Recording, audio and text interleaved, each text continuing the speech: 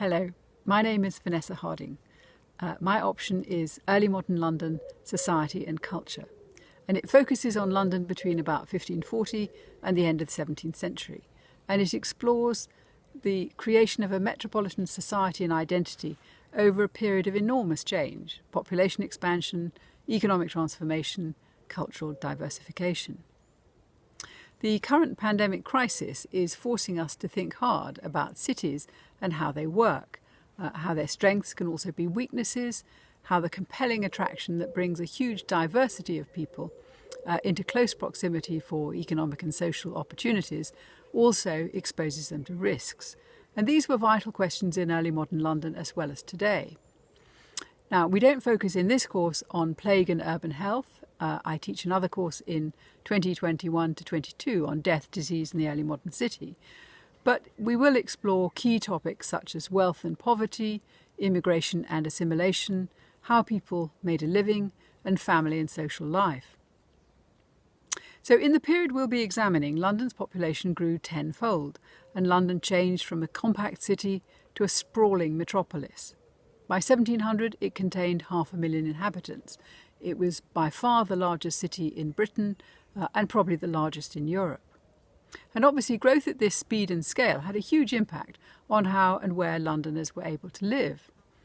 Though much of early modern London's physical fabric has disappeared, contemporary sources allow us to reconstruct urban life in some detail. And it was a city of contrasts.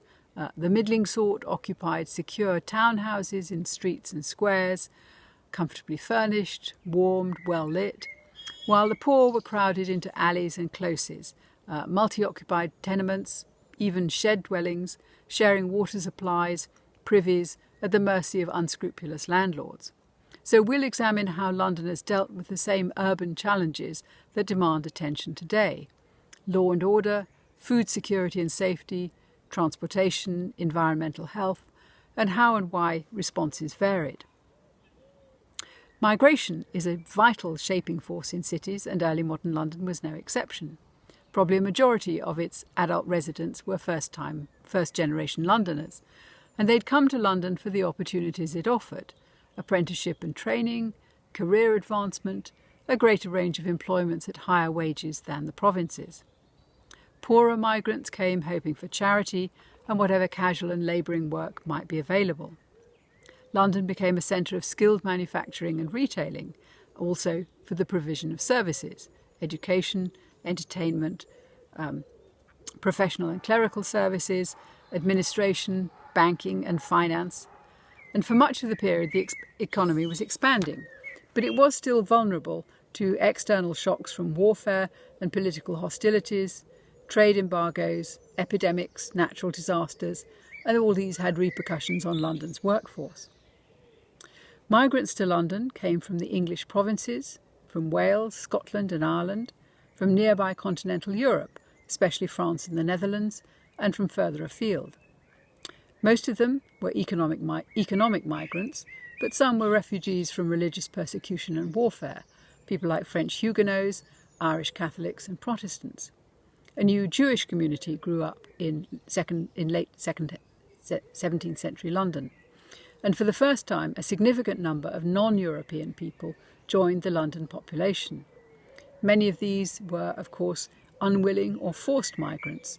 London's direct involvement in early colonial voyaging, in the beginnings of the slave trade, brought people from North and Sub-Saharan Africa, the Indian Ocean and the Americas. There's a wide range of visual evidence for early modern London, but there's an even more impressive quantity of written material.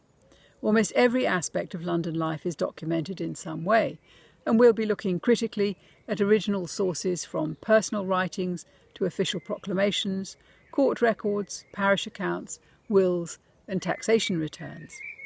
In addition, this is the age of print. The printing industry was centred in London, and Londoners were avid producers and readers of books, pamphlets and other printed literature, much of which is now easily accessible online.